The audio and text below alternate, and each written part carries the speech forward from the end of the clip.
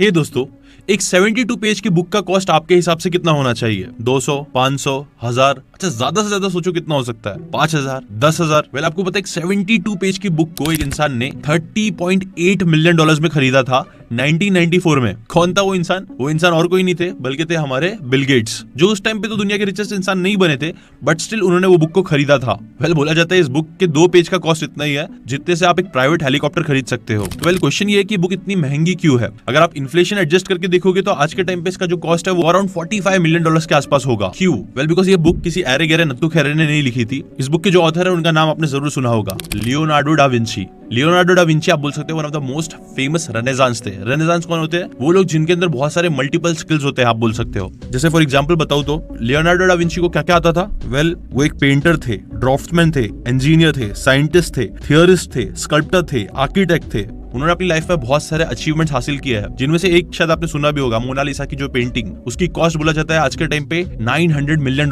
के आसपास है। ऐसी उन्हें anatomy, astronomy, botany, cartography, painting, palaeontology और भी कई सारी फील्ड्स में वो बहुत अच्छे थे। उन्होंने कई सारी चीजें इन्वेंट भी करी थी। वो बुक इतनी ज्यादा महंगी है, इनफैक्ट दुनिया की one of the most expensive book बोली जाती है। वो बुक वो इसलिए ही बन पाई बिकॉज उसके जो ऑथर थे वो एक ऐसे इंसान थे जिनकी बहुत ज्यादा लोग वैल्यू करते हैं। आज बड़े बड़े ब्रांड्स अपने जो प्रोडक्ट्स होते हैं वो बहुत ज्यादा महंगे में क्यों बेच पाते हैं? क्यों? क्योंकि लोग उनके प्रोडक्ट की वैल्यू करते हैं। लोग ज्यादातर अट्रैक्ट किसकी तरफ होते हैं? किसकी रिस्पेक्ट करते हैं? उनकी ही जिनकी बहुत ज्यादा वैल्यू होती है। तो वेल, ये वैल्यू आप कैसे बढ़ा सकते हो अपनी, ताकि आपकी भी लोग रिस्पेक्ट करें, आपकी तरफ अट्रैक्ट हो, आपकी भी चीजों को millions and billions of dollars में खरीदे? कैसे कर सकते हो? ऑब्वियसली अपनी वैल्यू बढ़ा के। और वैल्यू कैसे बढ़ाना है उसके लिए आज हम 7 ऐसे पॉइंट्स देखने वाले हैं अलग अलग बुक के रेफरेंस से, जो आपके अंदर आपको डालना बहुत जरूरी है अगर आप अपनी वैल्यू इंक्रीज करना चाहते हो। तो अब कौन सी बुक्स के रेफरेंस से बताने वाला हूं ये आपको वीडियो के एंड में बता दूंगा, डिस्क्रिप्शन में लिख के दे दूंगा। अभी स्टार्ट करते हैं पॉइंट नंबर 1 से, जो है be a badass and embrace it. एक बार एक स्कूल में अचानक से एक बच्चे का एडमिशन होता है 10वीं क्लास में, ठीक है ना। ऐसी अफवाह फैली होती है ना कि जो बच्चा है ना वो बहुत ही ज्यादा स्मार्ट है, और ये इतना स्मार्ट है कि ये करंट टॉपर जो है ना उसको भी पीछे कर सकता है। जिसके बाद ये होता है ना कि जब एग्जाम्स होते हैं तो सच में वो जो नया बच्चा होता है ना वो टॉपर को पीछे छोड़ देता है और खुद क्लास का नया टॉपर बन जाता है ना। इससे क्या होता है, जो पहला बच्चा होता है ना, जो टॉपर होता है ना, उससे बहुत ज्यादा जलन होती है। वो पहले तो उस पर हंस रहा होता है, लेकिन अब उसे इतनी ज्यादा जलन होती है कि उससे नफरत होने लग जाती है। जिसके बाद वो जो पहला टॉपर होता है वो बहुत ज्यादा मेहनत करने लग जाता है। वो रोज उस नए टॉपर को कैसे बीट करना है इसके बारे में सोचने लग जाता है। वो लाइफ को एंजॉय करना खत्म कर देता है और सिर्फ कॉम्पिटिशन मोड पे आ जाता है। जिसके बाद क्या होता है, जब नेक्स्ट एग्जाम आता है ना, तो ये जो पुराना वाला टॉपर होता है ना वो वापस से टॉप कर देता है। जिसके बाद उसे बहुत ज्यादा खुशी महसूस होती है। वो जाता है उस नए बच्चे के पास और बोलता है कि तुझे पता है इस बार टॉप तूने नहीं बल्कि मैंने किया है। तो इसके ऊपर जो सामने वाला बच्चा होता है ना वो एकदम शॉकिंग सा रिप्लाई करता है, तो इससे पहले मतलब मैंने टॉप किया था। बेसिकली लड़के को पता ही नहीं होता है कि ये टॉपर था, इसलिए जो अभी का टॉपर होता है वो भी हैरान होकर बोलता है कि तुम्हें नहीं पता, तुम लास्ट एग्जाम के टॉपर थे, तुम दूसरों के मार्क्स चेकआउट नहीं करते हो क्या? तो उसके ऊपर वो नया लड़का बोलता है कि देख भाई, मैं तो ना अपनी दुनिया में ही खुश हूँ, मैं सिर्फ अपने ऊपर फोकस करता हूँ और दुनिया पे फोकस नहीं करता हूँ। कौन कितने मार्क्स ला रहा है इससे मुझे फर्क नहीं पड़ता। मुझे पढ़ने मजा आती है इसलिए मैं अच्छे से पढ़ता हूँ और मैं हमेशा सीखने पे फोकस करता हूँ। एग्जाम्स में तो मार्क्स आते हैं नहीं आते हैं उससे मुझे इतना फर्क नहीं पड़ता, क्योंकि मुझे एक्चुअल में सीखना पसंद है, ना कि अपने आप को दूसरों से कंपेयर करना। ना देखो दोस्तों, सबसे पहला बड़ा लेसन यही है, अगर आपको एक बैडएस बनना है जिसकी लोग वैल्यू करे, तो आपको है ना सबसे पहले अपने आप को दूसरों से कंपेयर करना बंद करना होगा। देखो ऐसा कितनी बार होता है कि हम है ना जब अपने लेवल के लोगों से मिलते हैं या अपने से नीचे लेवल के लोगों से मिलते हैं स्टेटस में, पैसे के हिसाब से, तो हम लोग के अंदर बहुत कॉन्फिडेंस रहता है। लेकिन जैसे ही हम लोग किसी अमीर इंसान के पास, जो कि शायद मिलियनर बिलियनर है, जिसने बहुत पैसे कमाया, उससे मिलते हैं, तो हम लोग कई बार नर्वस हो जाते हैं। हमें हमारे अंदर का जो कॉन्फिडेंस होता है वो कम हो जाता है। क्यों? वेल, ऐसा इसलिए होता है बिकॉज कहीं ना कहीं हम लोग अपने स्टेटस, अपने वेल्थ को उस सामने वाले इंसान से कंपेयर कर रहे होते हैं, और जैसे ही हम लोग कंपेयर करते हैं हमें लगता है कि यार जितनी उस इंसान की वैल्यू है उतनी वैल्यू हमारी नहीं है, जिसकी वजह से हम लोग खुद की नजर में ही गिरने लग जाते हैं। हम लोग फिर खुद की वैल्यू ही कम कर देते हैं। जबकि आपने ये चीज सुनी ही होगी कि अगर आप चाहते हो कि लोग दूसरे आपकी वैल्यू करें, तो सबसे पहले आपको अपनी वैल्यू करना होगा, अपनी नजरों में अपनी वैल्यू बढ़ानी होगी। और ये तभी हो सकता है जब आप कॉन्स्टेंटली अपने आप को दूसरों से कंपेयर करना बंद करो। और यही है पहला पॉइंट। सेकंड पॉइंट है द नाइस गाय सिंड्रोम। एक लड़का होता है जिसे बड़ी मुश्किल से अपनी मनपसंद कंपनी में जॉब मिल जाता है ना। उसकी जो सैलरी होती है ना वो एक्सपेक्टेड सैलरी से आधी होती है, बट स्टिल वो उस जॉब को ले लेता है। क्यों? बिकॉज उसको लगता है कि अगर मैं कम सैलरी लूंगा ना तो ये कंपनी वाले मेरी ज्यादा वैल्यू करेंगे। उन्हें लगेगा कि मैं कितना अच्छा इंसान हूँ जो इतना अच्छे से काम करने के बाद, मेहनत करने के बाद भी बस आधी सैलरी ले रहा है। और यही मेंटालिटी के साथ वो बहुत ज्यादा काम करता है। जितना उसे काम दिया जाता है उससे ज्यादा काम करता है, दूसरों के भी काम करने लग जाता है, यही सोच के कि इससे मेरी वैल्यू बढ़ेगी, लोग मुझे अच्छा इंसान समझेंगे। और जब वो ये चीज कर रहा होता है तभी उसको दूसरी कंपनी से भी ऑफर आते हैं, उसे डबल पेमेंट दे रहे होते हैं, बट स्टिल वो उन ऑफर को रिजेक्ट कर देता है, उसके बारे में किसी को बताता तक नहीं है और बस अपनी दुनिया में खुश रहता है कि मैं तो बहुत अच्छा इंसान हूँ। ऐसे ही क्या होता है कि वो काम करते करते 1-2 साल निकल जाते हैं, लेकिन क्योंकि वो कभी सैलरी की बात ही नहीं करता है और हमेशा अपने आप को अच्छा दिखाने की कोशिश करता है, इसकी वजह से क्या होता है कि उसकी सैलरी भी कभी बढ़ाते नहीं है लोग। एक टाइम बाद वो एकदम फ्रस्ट्रेट होने लग जाता है, उसे जरा भी जॉब में मजा नहीं आ रहा होता है बिकॉज उसको पैसे ही नहीं मिल रहे होते ज्यादा, जिसके बाद वो फाइनली जाके हायर अथॉरिटी से बात करता है कि उन्हें उसकी सैलरी बढ़ानी चाहिए और वो बहुत काम कर रहा है। लेकिन जो अथॉरिटी वाले होते हैं ना, वो उल्टा उसको बोलने लग जाते हैं कि आपको ना डिसेंट सैलरी मिल रही है, अच्छी सैलरी मिल रही है, अभी हम आपको इंक्रीमेंट नहीं दे सकते हैं ना। ये बात सुनने के बाद उसका पूरा दिल टूट जाता है बिकॉज सच में उसने बहुत ज्यादा मेहनत करी होती है, बट स्टिल वो लोग उसको रिकॉग्नाइज नहीं कर रहे होते हैं। जिसके बाद फाइनली वो डिसाइड करता है कि वो उस कंपनी को छोड़ देगा और दूसरी कंपनी में जाएगा। लेकिन अब जब वो दूसरी कंपनी में अप्लाई करने भी जाता है तब भी उसको उतनी सैलरी नहीं मिल रही होती है। देखो अगेन ये स्टोरी में पता चलता है कि अगर है ना आप अपनी वैल्यू को कम रखोगे, अगर आप अपने टैलेंट की वैल्यू को नहीं करोगे तो लोग भी आपके टैलेंट की वैल्यू इतनी नहीं करेंगे। लोगों के लिए वो चीज कॉमन हो जाएगी कि यार ये इंसान तो ये काम कर ही देता है। तो इसलिए ये जरूरी है कि आप दूसरों को ये रियलाइज करो कि आपके एक्चुअल में कितनी वैल्यू है और आपको अपनी वैल्यू के हिसाब से बात करना एटलीस्ट आना चाहिए। एटलीस्ट आपको लोगों को बोलने आना चाहिए कि हाँ मैं इतने इतने काम करता हूँ, उन्हें दिखाने आना चाहिए ताकि वो लोग आपकी वैल्यू करें। और देखो ये स्टोरी सिखाती है ना कि आपको नाइस गाय सिंड्रोम से बचना चाहिए। कई बार हम लोग है ना जस्ट बिकॉज हमें अच्छा दिखाना है अपने आप को सामने वाले को, इसलिए हम लोग वो चीजें नहीं बोलते हैं जो हम एक्चुअल में चाहते हैं। हमें चाहिए तो हाई सैलरी है बट स्टिल हम लोग कभी सैलरी से रिलेटेड बात नहीं करते हैं। हम लोग चाहते हैं कि लोग हमें काम पे काम ना दे बट स्टिल हम लोग कभी नो नहीं बोल पाते हैं। हम लोग चाहते तो बहुत कुछ है बट स्टिल हम लोग उससे रिलेटेड कभी बात नहीं करते हैं। क्यों? क्योंकि हम अपने आप को नाइस दिखाना चाहते हैं कि हम अच्छे इंसान हैं। लेकिन ये जो अच्छा इंसान दिखाना है ना, वो कई बार एक सिंड्रोम जैसा होता है, एक बीमारी जैसा होता है जो आपको तकलीफ देगा और दूसरों को भी इनडायरेक्टली तकलीफ दे सकता है। इसलिए बहुत जरूरी है कि आप क्लियर कम्युनिकेशन रखो और ये नाइस गाय सिंड्रोम जो है ना उसको रियलाइज करो कि ये कई बार आपको पीछे ढकेल सकता है। इसलिए हमेशा अपने इंटेंशंस को क्लियर रखो, जो आप चाहते हो उसके बारे में बात करो,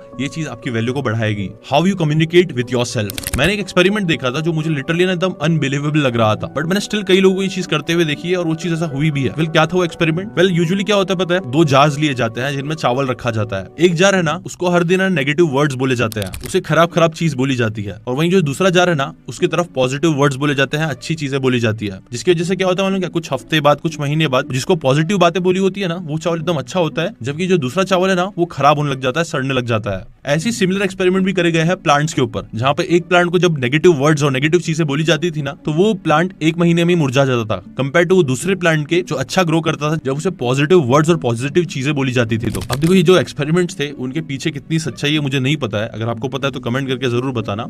लेकिन एक बात तो है कि आपके वर्ड्स में ना बहुत ही ज्यादा पावर होता है और आप कैसे वर्ड्स को यूज करते हो दूसरों के लिए और अपने लिए, ये बहुत ही ज्यादा इंपॉर्टेंट है। स्पेशली आप अपने लिए क्या वर्ड्स यूज करते हो ये बहुत इंपॉर्टेंट है। यूजुअली हम लोग अपने आप से कई बार नेगेटिव चीजें बोलते हैं कि यार ये चीज मेरे से नहीं हो पाएगी, ये चीज मेरे बस की ही नहीं है, यार ये चीज करने की मेरी औकात ही नहीं है, मेरी हैसियत ही नहीं है। जब तक हम लोग अपने आप को ऐसी चीजें बोलते रहते हैं, नेगेटिव चीजें बोलते रहते हैं ना कि यार ये मेरे से नहीं हो पाएगा, मैं नहीं कर पाऊंगा, तब तक हम कई बार ऐसी मेंटालिटी बना रहे होते हैं जिससे हम लोग सच में वो चीजों को अचीव नहीं कर पाते हैं। जबकि जो लोग हाई अचीवर्स होते हैं ना वो लोग हमेशा अपने आप को पॉजिटिव बातें बोलते हैं, जिसे पेप टॉक भी कई बार बोला जाता है। वो चीज आपके कॉन्फिडेंस को बूस्ट करने में आपकी हेल्प करेगा, आपकी परफॉर्मेंस को बूस्ट करने में आपकी हेल्प करेगा, जो फिर डायरेक्टली इनडायरेक्टली आपकी वैल्यू बढ़ाने में आपकी हेल्प करेगा। इसलिए आप क्या वर्ड्स अपने आप को बोलते हो इस पे बहुत फोकस करो। नेक्स्ट पॉइंट है stop caring about what they think. आपके हिसाब से यूजुअली एक अच्छे क्रिकेटर की एज कितनी होनी चाहिए जब वो अपनी पीक परफॉर्मेंस दे रहा हो? यूजुअली आप बोलेंगे जितना यंग हो सकता है उतना अच्छा है, टीन्स 20s। लेकिन आपको पता है कि ऐसे भी इंसान है जिन्होंने 42 की एज में क्रिकेट में डेब्यू किया था। फिर कौन है वो? फिर उनका नाम है प्रवीण तांबे, जिन्होंने राजस्थान रॉयल की टीम में अपनी जगह बनाई थी। यूजुअली ऐसी उम्र में क्रिकेटर्स रिटायर होने लग जाते हैं, बट यही उम्र में इस क्रिकेटर ने अपना डेब्यू किया, जिसके लिए ऑब्वियसली सोसाइटी में उन्हें हमेशा ताने मिलते रहते थे कि 2 बच्चे के बाप होते हुए तू कैसे खेल कूद में जा सकता है, क्या तू ये काम धंधा छोड़ के अपनी फैमिली के बारे में छोड़ के ऐसे बड़े बड़े सपने देखता है क्रिकेटर बनने के, क्यों ये सब चीजें कर रहा है? ऐसी ना जाने उन्हें कितने सारे ताने, कितनी बातें सुनने मिली थी, बट स्टिल प्रवीण तांबे ने उन बातों को इग्नोर किया और वो जो चाहते थे उसके पीछे उन्होंने काम किया और अपने सपने को आप बोल सकते हो एक तरीके से पूरा किया। राहुल द्रविड़ इनके बारे में काफी अच्छी बातें करते हैं और उनके ऊपर एक मूवी भी बन रही है जिसका नाम है कि कौन प्रवीण तांबे, बिकॉज हम लोग ने कई बड़े बड़े क्रिकेटर्स के नाम तो सुने हैं लेकिन प्रवीण तांबे जी का नाम बहुत कम लोगों ने सुना है, इसलिए ये मूवी भी बनी जा रही है जो आप बोल सकते हो काफी मोटिवेटिंग इंस्पिरेशनल स्टोरी से बनाई जा रही है। तो वेल यहाँ पे भी लेसन यही है कि आपको ना दूसरे क्या बोलते हैं कई बार उसके ऊपर इतना फोकस नहीं करना चाहिए, बल्कि बस आपको अपने विजन पे काम करने आना चाहिए अगर आप उस पर बहुत ज्यादा बिलीव करते हो तो। नेक्स्ट पॉइंट है काम से रिलेटेड, एक परेशानी से रिलेटेड जो हम लोग कहीं ना कहीं हमेशा फेस करते हैं। तो पुराने जमाने की बात है जब है ना ऋषि मुनि अपने स्टूडेंट्स को आयुर्वेदा पढ़ा रहे थे, तब एक टाइम ऐसा आ गया था कि उन्हें लगा कि उनके क्लास में ना बहुत जरूरत से ज्यादा बच्चे हो गए हैं। तो अब बच्चे कम करने के लिए उन्होंने क्या किया कि उन्होंने एक टेस्ट लिया। तब उन्होंने बच्चों से कहा कि मैं अगले 10 दिनों के लिए मौन व्रत करके जंगलों में जा रहा हूँ। तब तक तुम्हें क्या करना है कि एक जड़ी बूटी को ढूंढ के लेके आना है। जब मैं वापस आऊंगा तब मुझे तुमसे वो जड़ी बूटी मेरे हाथ में चाहिए। और इसके बाद उन्होंने ये भी बताया कि ये जो जड़ी बूटी है ना वो आपको बहुत आसानी से मिल जाएगी। तुम थोड़ा बहुत ही शायद घूमोगे ना तो तुमको शायद वो जड़ी बूटी मिल जाए। अब जब उन्होंने ये चीज बोली ना तो कई सारे बच्चों के जान में जान आई। उन्हें लगा कि यार अभी तो हमारे पास बहुत टाइम है, जिसकी वजह से मैक्सिमम जो बच्चे थे ना उन्होंने सोचा कि हम आखिर के दिन में जाएंगे और जाके वो जड़ी बूटी लेके आ जाएंगे, पहले हम आराम करेंगे। अब ऐसी जब 10 दिन गुजर गए ना तो उसके बाद वो ऋषि मुनि वापस है और उन्होंने बच्चों से कहा कि लाओ जड़ी बूटियां दे दो। तो जब उन्होंने जड़ी बूटियां मांगी तो उन्हें पता चला कि बहुत सारे बच्चे जो थे ना उनको वो जड़ी बूटी मिली ही नहीं थी। उन्होंने कंप्लेन करी। उन्होंने कहा कि गुरुजी आपने तो कहा था कि ये जो जड़ी बूटी है वो आसानी से मिल जाएगी, लेकिन हमने जब ढूंढना चालू किया तो हमें पता चला कि ये यहाँ से 80 किलोमीटर दूर गाँव में मिलेगी, जिसमें ट्रैवलिंग करने के लिए ही 8 दिन लगते हैं। और क्योंकि हमारे पास इतने दिन बचे ही नहीं थे इसलिए हम वहाँ पे गए ही नहीं। जबकि दूसरी तरफ कुछ ही ऐसे स्टूडेंट्स थे जिन्होंने वो जड़ी बूटी लेके आ गई थी। क्यों? क्योंकि उन्होंने जिस दिन बोला गया था उसके दूसरे ही दिन उन्होंने वो जड़ी बूटी ढूंढना स्टार्ट कर दी थी और उन्हें वो मिल भी गई थी। तब जो गुरु थे ना उन्होंने कहा कि देखो अगर आपको आयुर्वेदा सीखना है, बीमारियों से रिलेटेड चीजें सीखनी है तो आपके अंदर एक चीज कभी नहीं होना चाहिए और वो है प्रोक्रास्टिनेशन, आलसपन। बिकॉज बीमारी जानलेवा कई बार होती है और अगर आपको कोई भी बीमारी ट्रीट करना है तो आपको फौरन एक्शन लेने आना चाहिए। जो लोग इसके अंदर लेजीनेस दिखाने लग जाते हैं कई बार वो लोग बहुत बड़ी बड़ी बीमारियों का शिकार बन जाते हैं और बच भी नहीं पाते हैं। इसलिए अगर आपको आयुर्वेदा में बड़ा बनना है तो आप एक ऐसे इंसान रह के उसमें बड़ा बन ही नहीं सकते हो जो आलसी होता है। अब देखो दोस्तों, ये जो पॉइंट है ना वो कहीं ना कहीं ये बताता है कि अगर आप आलसी,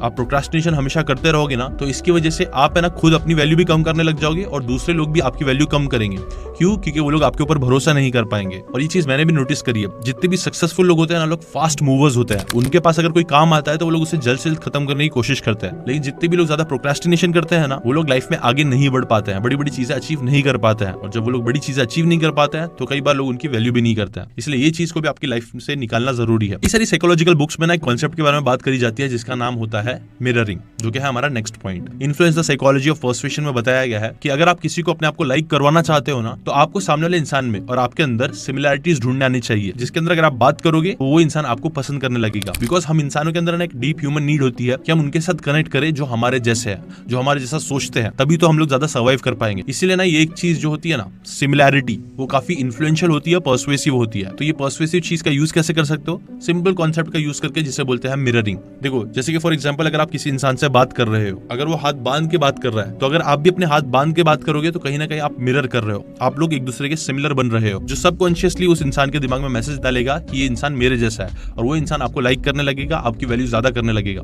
अब ऑब्वियसली एक ट्रिक जैसी चीज है जिसे आपको ऑब्वियसली ढंग से यूज करना चाहिए, ओवर यूज नहीं करना चाहिए। बट हाँ, ये एक ट्रिक है जो कई बार आप यूज कर सकते हो। कोई अगर आपकी तरफ लीन करके बात कर रहा है तो आप भी थोड़ा उसकी तरफ लीन करके बात करो। मिररिंग एक बहुत छोटी सी ट्रिक है जो आपको सामने वाले इंसान की तरफ अपनी वैल्यू बढ़ाने में आपकी हेल्प करेगी। Next point, one of the biggest reason है जिसकी वजह से लोग आपकी वैल्यू नहीं करते हैं। जैसे कि मैंने आपको इस वीडियो के स्टार्टिंग में ही बताया कि लियोनार्डो डा विंची जो थे उनकी लोग इतनी ज्यादा वैल्यू क्यों करते थे, सालों बाद उनकी बुक की लोग इतनी वैल्यू क्यों कर रहे हैं, उनकी पेंटिंग्स की, उनकी हर एक चीज की वैल्यू इतनी ज्यादा क्यों हो रही है? क्यों?